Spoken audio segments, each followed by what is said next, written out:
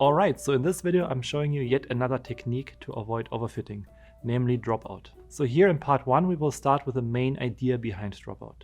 But before we get to the mechanics of dropout, let's take a step back and talk about overfitting. So here on the plot you see the accuracy plotted on the y-axis and the training set size plotted on the x-axis. And as you can see here, based on the training and test accuracy difference, the network is overfitting.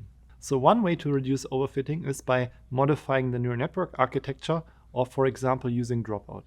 However, the point I want to make here is that the best way to avoid overfitting is to collect more training data if you can. Modifications of the network architecture can of course also help, but it also might then reduce your overall performance.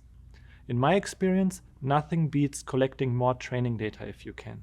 With that being said, let's now talk about dropout to reduce overfitting. So dropout is actually pretty straightforward.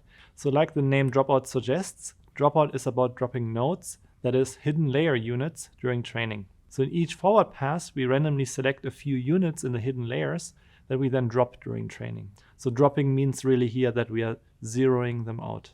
So originally dropout was proposed with a drop probability of 0.5, which means that we are randomly dropping 50% or half of the hidden units. However, nowadays, drop probabilities of 0.2 to 0.8, i.e. 20% to 80%, are also common. So yeah, dropout in a nutshell is just about randomly dropping nodes during training. But yeah, why does this random dropping of nodes actually help with overfitting? So the reason is, if we randomly drop nodes, the network can't rely on a particular combinations of nodes being present during training anymore.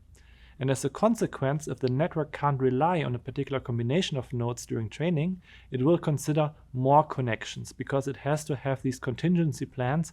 If a certain node is dropped, it has to use or rely on different nodes in the hidden layers. Yeah, and this aspect of relying on more connections instead of particular ones helps then with the overfitting, because the activations in a sense are more spread out. So yeah, dropout is essentially just about randomly dropping nodes during training. However, you might now wonder how we actually use the neural network during inference when we want to make new predictions. So we will talk about that in the next video.